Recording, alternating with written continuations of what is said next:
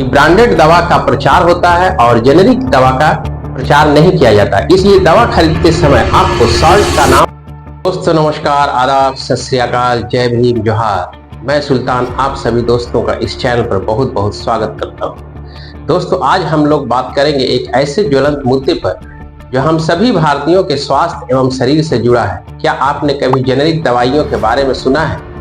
क्या आप इसके बारे में विशेष रूप से जानते हैं? अगर नहीं तो यह वीडियो आपके लिए बहुत ही जरूरी होने वाली है। दोस्तों जेनेरिक दवा सॉल्ट के आधार पर मिलने वाली दवा भी वही काम करती है जो ब्रांडेड दवाएं काम करती है। फर्क सिर्फ इतना है कि ब्रांडेड दवा का प्रचार होता है और जेनेरिक दवा का प्रचार नहीं किया जाता, इसलिए दवा खरीदते समय आपको सॉल्ट का नाम मालूम होना चाहिए।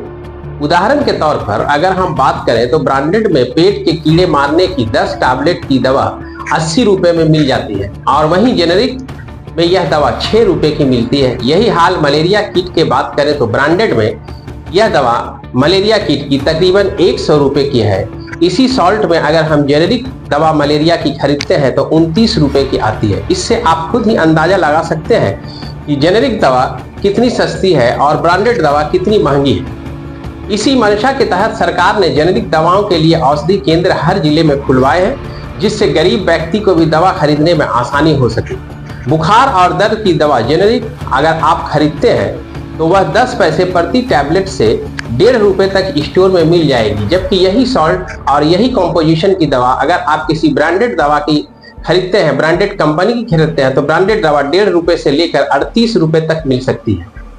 दवा लेने का नियम भी हर इंसान को मालूम होना चाहिए कि मेडिकल स्टोर से जब आप दवा खरीदते हैं तो आपको डॉक्टर का पर्चा दिखाना होगा। चिकित्सक पर्चे पर दवा लिखेंगे। मेडिकल स्टोर पर जाने के बाद दवा का बिल लेना चाहिए। उस पर्चे में दवा के दाम लिखे होंगे, दवा का रेट लिखा होगा। कुछ दवाइयां ऐसी भी होती हैं जिनका रिकॉर्ड रखना भी अनिवार्य होता है। दवा खरीदते समय यह बात हमेशा ध्यान रखें कि मेडिकल स्टोर से दवा खरीदने के समय उसके सॉल्ट पर ध्यान देना जरूरी है, यानी उसके कंपोजिशन पर ध्यान देना जरूरी है, कंपनी के नाम पर नहीं। ब्रांडेड दवा की बिक्री बढ़ाने के लिए उनकी मार्केटिंग होती है। कंपनी अपने प्रोडक्ट बनाकर उसका प्रचार कराती है, जेनेरिक दवा का कोई प्रचार जबकि नहीं होता। तो दोस्तों दवा कंपनियों में जेनेरिक दवाओं के बेहतर विकल्प के तौर पर ब्रांडेड दवाओं का खूब प्रचार करते हैं। कैसे होती है आखिर सस्ती दवा?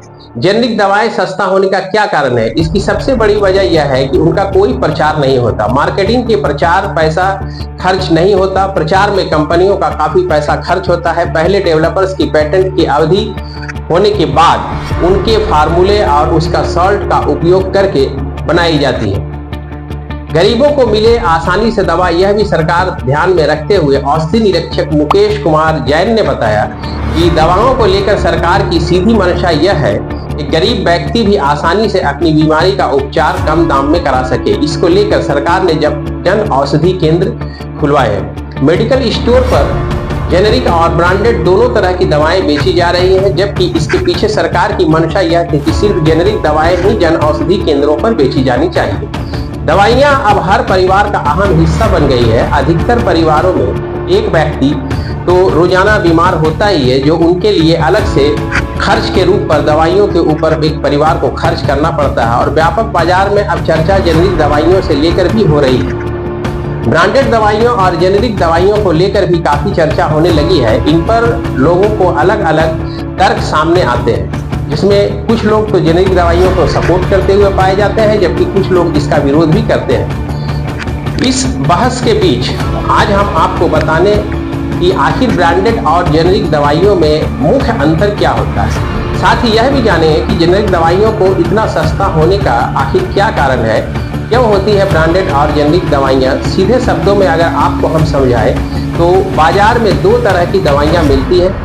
इन दोनों के बीच अंतर बताने से पहले आपको बताते चले कि आखिर दवाइयाँ कैसे बनती हैं। दरअसल एक फार्मूला होता है जिसमें अलग अलग केमिकल मिलाकर दवाइयाँ बनाई जाती है। जैसे किसी दर्द को ठीक करने के लिए जिस पदार्थ का इस्तेमाल होता है, उस पदार्थ को दवाइयाँ बना ली जाती है। जब ये दवाइयाँ जितनी बड़ी ड्रग कंपनी की ओर से बनाई जाती है तो यह ब्रांडेड दवाइयाँ बन जाती है। वैसे ही यह सिर्फ कंपनी का नाम होता है, जबकि यह बनती अन्य पदार्थों से है जो उसका कंपोजिशन है और जो आप रैपर या दवाई के रैपर के ऊपर कंपनी के नाम के ऊपर देख सकते हैं। यही जब नई पदार्थों को मिलाकर कोई छोटी सी कंपनी दवाई बनाती है तो बाजार में इसे जेनेरिक दवाइयाँ कहते हैं। इन दोनों दवाइयों में कोई अंतर नहीं होता, बस सिर्फ नाम और ब्रांड का फर्क होता है। जिसे मान लीजिए आप कोई सरकार सामान छोटी कंपनी का खरीद रहे हैं, लेकिन दवाई के बनाने का फॉर्मूला एक ही होता है, उसका कॉम्पोजिशन एक ही होता है, इसलिए दवाई की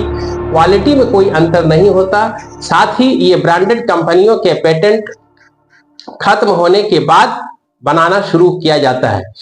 स्टे हैप्पी फार्मेसी के कर्मचारी और कार्यकारी निदेशक आरुषि जैन का कहना है कि दवाइयां सॉल्ट और मॉलिक्यूल्स से बनती है, इसलिए हमेशा दवाइयां खरीदते वक्त उसके सॉल्ट पर ध्यान देना चाहिए और किसी कंपनी पर नहीं जिसके नाम से दवाई बिक रही है। साथ ही आरुषि ने बताया, जेनेरिक दवाएं वे हैं जो जेनेरिक नाम से बेची जाती है। जेनेरिक और ब्रांडेड दवाओं के बीच एकमात्र बड़ा अंतर छवि बनाने और बिक्री बढ़ाने के लिए उपयोग की जाने वाली मार्केटिंग रणनीतियां हैं और इन रणनीतियों के तहत ड्रग इंडस्ट्री दवा निर्माताओं से जेनेरिक दवाओं को बेहतर विकल्प के रूप में ब्रांडेड दवाओं की छवि को बनाया गया है। क्यों सस्ती होती है जेनेरिक दवाइयाँ? इस बात पर अगर हम चर्चा करें तो जेनेरिक दवाइयों के सस्ते होने का मुख्य कारण यह है कि किसी बड़े ब्रांड की नहीं होती। इस वजह से इन दवाइयों की मार्केटिंग आदि पर ज्यादा पैसा खर्च नहीं होता।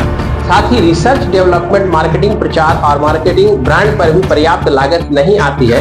लेकिन जेनेरिक दवाएं पहले डेवलपर्स के पेटेंट की अवधि समाप्त होने के बाद उनके फॉर्मूले और सॉल्ट का उपयोग करके विकसित की जाती हैं। यानी जेनेरिक दवाइयां जो ब्रांडेड दवाइयों की पेटेंट राइट्स होती है, जो उनका एक अवधि होता है, वो पेटेंट राइट की अवधि समाप्त होने के बाद ही उसी फॉर्मूले पर काम करके एक जेनेरिक दवाई बनाई जाती है। इसके साथ ही सीधी मैन्युफैक्चरिंग की जाती है, क्योंकि इसके ट्रायल और वगैरह में भी किए जा चुके होते हैं, इसलिए इसमें कंपनियों के पास एक फार्मूला होता है और इन फार्मूलों से दवाइयां बनाई जाती हैं। यानी ये प्री टेस्टेड होती है। जेनेरिक और ब्रांडेड दवा फार्मूला फार्मास्यूटिकल्स की दुनिया में दवाओं के दो अलग अलग कैटेगरी स्वास्थ्य देखभाल के परिदृश्य के आधार पर रखी जाती है, जिसमें जेनेरिक और ब्रांडेड मुख्य रूप से है, मगर उन दोनों का लक्ष्य मरीजों को प्रभावी उपचार और राहत प्रदान करना होता है।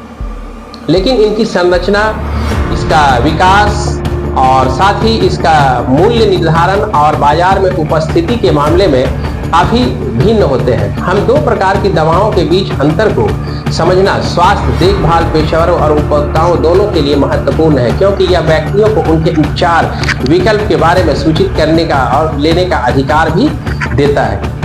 तो आइए सबसे पहले हम लोग समझते हैं कि ब्रांडेड दवाएं, जिन्हें नव प्रवर्तक या प्रवर्तक दवाओं के रूप में भी जाना जाता है, व्यापक अनुसंधान, विकास और दैनिक परीक्षणों के बाद दवा कंपनियां द्वारा रिसर्च एंड डेवलपमेंट किए जाने वाले फार्मास्यूटिकल्स उत्पाद हैं, जो ये दवाएं बाजार में पेश की गई हैं किसी विशेष दवा के प्रारंभिक संस्करण में और पेटेंट द्वारा संरक्षित है, जो निर्माताओं को एक विशिष्ट अवधि, आमतौर पर जो लगभग 20 वर्षों का होता है, इसके लिए उत्पादन की एक राइट्स दी जाती है और बिक्री करने का विशेषाधिकार प्रदान उस कंपनी को किया जाता है। ब्रांडेड दवाएं अक्सर वर्षों से वैज्ञानिक अनुसंधान और उपचार का परिणाम होती है। रिसर्च एंड डेवलपमेंट फार्मास्यूटिकल्स कंपनियां नई दवाओं की खोज और विकास के लिए रिसर्च एंड डेवलपमेंट महत्वपूर्ण समाधानों के और संसाधनों में निवेश करती है। इसमें संभावित दवा और खासकर उम्मीदवारों की पहचान करना, प्रैक्टिकल अध्ययन करना और सुरक्षा और इस तरह के प्रभावकारिता का आकलन करने के लिए वैज्ञानिक परीक्षण करना शामिल है। यानी किसी भी दवा को मार्केट में उतारने से पहले ब्रांडेड कंपनियां, जो बड़ी बड़ी दवाओं की कंपनियां होती हैं, वो एक काफी प्रोसेस से गुजरती है और इस पर एक कंपनी की काफी खर्च आती है। क्लिनिकल परीक्षण भी उन्हें करना पड़ता है। किसी ब्रांडेड दवा का उपयोग के लिए अनुमोदित करने से पहले यह मानव प्रतिभागियों को शामिल करते हुए दैनिक परीक्षणों की एक श्रृंखला से गुजरती है। यह परीक्षण दवा के सुरक्षा, प्रभावशीलता, खुराक और संभावित दुष्प्रभावों पर भी अध्ययन करती है कि यह जब भी मानव जाति इसका सेवन करेगी और इसका उपयोग करेगी तो इसका क्या प्रभाव पड़ेगा। प्रोटोकॉल का भी पालन कंपनियों को करना पड़ता है। पैटेंट संरक्षण, सफल दैनिक परीक्षणों और विनियामक अनुमोदन पर दवा कंपनियों को एक पैटेंट प्रदान किया जाता है, जो एक निर्दिष्ट अवधि के लिए दवा का निर्माण और विपणन यानी उसके उपयोग के लिए विशेष अधिकार प्रदान करता है। यह विशिष्टता कंपनियों को अनुसंधान एवं विकास और दैनिक परीक्षण के जुड़ी पर्याप्त लागतों को वसूलने में मदद करती है। और हाई कॉस्ट होने का मुख्य कारण यह है कि ब्रांडेड दवाओं को कंपनियां रिसर्च एंड डेवलपमेंट में एक काफ़ी मोटी रकम उसे खर्च करनी पड़ती है, और इन दवाओं को बाजार में लाने के लिए किए गए खर्च को कम करने के लिए मरीज अक्सर ब्रांडेड दवाओं के लिए अधिक भुगतान करते हैं। ब्रांड पहचान: ब्रांडेड दवाइयाँ विशिष्ट नाम, पैकेजिंग और कभी रंगों से भी जुड़ी होती है। ब्रांडेड बाजार में दवा को अलग अलग करने में मदद करती है और रोगियों को उनके निर्धारित दवा की पहचान करने में सहायता भी प्रदान करती है। जेनेरिक दवाएं ब्रांडेड दवाओं के समकक्ष होती हैं, विकल्प हैं जो मूल ब्रांडेड दवा के लिए पेटेंट संरक्षण समाप्त होने के बाद उपलब्ध होती है। इनमें ब्रांडेड दवा के समान ही सक्रियता तत्व, ताकत, खुराक का रूप और इच्छित उपयोग होता है। हालांकि निर्माण विधियों में भिन्नता के कारण इनमें निष्क्रिय अवयवों जैसे फिलर्स और बाइंडर्स और उपस्थिति में मामूली अंतर हो सकता है। अब आइए हम लोग देखते हैं कि जेनेरिक और ब्रांडेड दवाओं की जो कंपनियां हैं उसमें मुख्य रूप से इन दवाओं के बीच में क्या लक्षणों में अंतर हो सकता है। जेनेरिक दवाओं को ब्रांडेड दवा के साथ जैव समतुल्यता प्रदान करना चाहिए, जिसका अर्थ यह है कि मूल दवा की तरह ही शरीर में कार्य करता है। नियामक एजेंसियों को यह दिखाने के लिए कि जेनेरिक दवा और ब्रांडेड दवा दोनों अलग अलग है, ब्रांडेड दवा के समान ही दर और उसी सीमा तक अवशोषित होती है। रेगुलेटरी अप्रूवल: जेनेरिक दवाएं एक नियामक अनुमोदन प्रक्रिया से गुजरती है, जिसमें अध्ययन और परीक्षण के माध्यम से उसके जैव समतुल्यता और सुरक्षा का प्रदर्शन शामिल होता है। अनुमोदन प्रक्रिया भी होती है, आमतौर पर ब्रांडेड दवाओं की तुलना में काफी कम व्यापक होता है जेनेरिक दवाओं में, क्योंकि सक्रिय घटक के प्रभावकारिता मूल दवा द्वारा पहले ही स्थापित की जा चुकी होती है। आपको इसके बारे में यह भी जान लेना आवश्यक होता है कि जेनेरिक दवाओं पर एक मुख्य लाभ ब्रांडेड दवाओं की तुलना में उनकी कम लागत है। क्योंकि जेनेरिक निर्माताओं को व्यापक रिसर्च और डेवलपमेंट में निवेश करने की आवश्यकता नहीं होती है, इसलिए उनके उत्पाद का खर्च काफी कम होता है। उपभोक्ताओं के लिए अधिक किफायती मूल्य निर्धारण होता है। कई मामलों में स्वास्थ्य देखभाल पेशेवरों की देखरेख में जैविक दवाओं का उपयोग ब्रांडेड दवाओं के साथ किया जा सकता है। हालांकि कुछ मामलों में रोगियों को दोनों ही दवाओं के बीच यानी जेनेरिक और ब्रांडेड दवाओं के बीच स्विच भी कर सकते हैं, लेकिन अपने डॉक्टरों के परामर्श लेना इसमें काफ़ी आवश्यक होती है।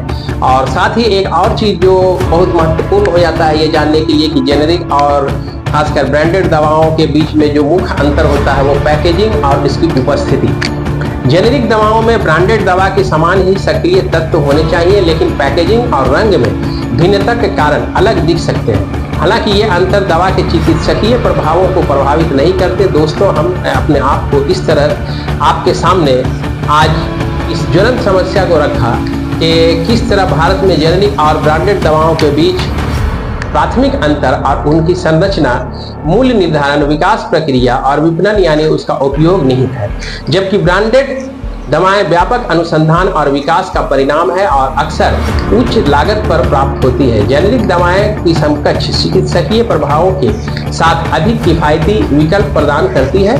मरीजों को जेनेरिक और ब्रांडेड दवाओं के बीच स्विच करने से पहले अपने स्वास्थ्य डॉक्टरों या चिकित्सकों से एक सलाह लेना बहुत ही आवश्यक होता है, ताकि यह सुनिश्चित हो सके कि उसका उपचार प्रभावी और सुरक्षित रहे। इससे उसके सेहत पर जैसे उसका कोई दुष्प्रभाव ना हो। आपको जैसे ही इस पर कोई नया अपडेट जेनेरिक और ये ब्रांडेड दवाओं के ऊपर अगर कुछ आता है तो हम आपको इससे जरूर अवगत कराएंगे। तब तक के लिए आप हमारे इस चैनल को सब्सक्राइब करके रखें और हमारे इस चैनल को ग्रो करने में आप हमारी मदद करें। दोस्तों, इसके साथ ही आप सभी लोगों का बहुत बहुत शुक्रिया और शुभकामनाएं। जय हिंद, वंदे मातरम।